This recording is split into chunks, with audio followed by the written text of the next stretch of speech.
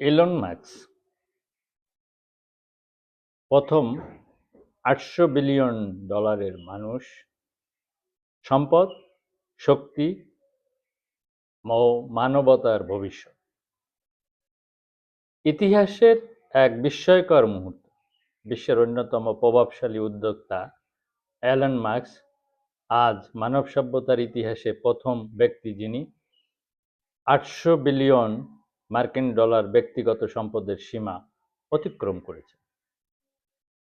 এটি কি কেবল একজন মানুষের সাফল্য, নাকি বিশ্ব অর্থনীতি, প্রযুক্তি ও ক্ষমতার কাঠামোর এক গভীর রূপান্তরের সংকট? এলন মাস্কের উত্থান কিভাবে সম্ভব হলো? এলন মাস্ক কোনো ঐতিহ্যগত রাজবংশের উত্তরাধিকারী নন। তার শক্তি তৈরি হয়েছে টেসলা বৈদ্যুতিক গাড়িতে বিপ্লব, স্পেসএক্স মহাকাশকে রাষ্ট্রের হাত থেকে মানুষের কল্পনায় ফিরিয়ে আনা, স্টারলিংক পৃথিবীর প্রত্যন্ত অঞ্চলে ইন্টারনেট, এআই ও নিউরোটেক মানব ভবিষ্যৎ নিয়ে সাহসী পরীক্ষা। এই ব্যবসাগুলো শুধু লাভজনক নয়, এগুলো রাষ্ট্র ক্ষমতার সীমানাকেও চ্যালেঞ্জ করেছে। একজন ব্যক্তির সম্পদ যখন অনেক দেশের জিডিপির চেয়ে বড় হয়, তখন প্রশ্ন ওঠে, সিদ্ধান্ত নেয় কে? রাষ্ট্র না কর্পোরেশন? প্রযুক্তি নিয়ন্ত্রণ করবে আইন না উদ্যোক্তা? ভবিষ্যৎ গড়বে মানুষ না সুপার এলিট?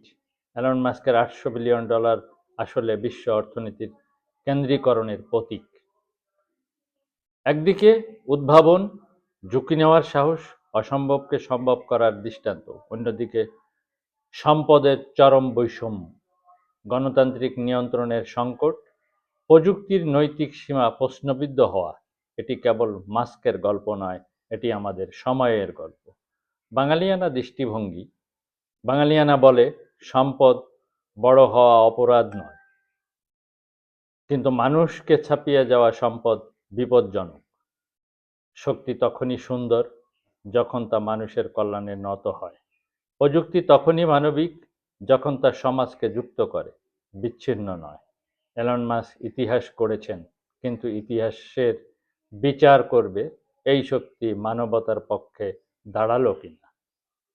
তো এই ছিল আজকের খুব চমৎকার একটি বিষয় যা আপনাদের সামনে তুলে ধরলাম। ভালো লাগলে লাইক, শেয়ার, কমেন্টস করে, সাবস্ক্রাইব করে আমার পাশে থেকে উৎসাহিত করে পরবর্তী ভিডিওগুলো, আপডেটগুলো আপনাদের সামনে দেওয়ার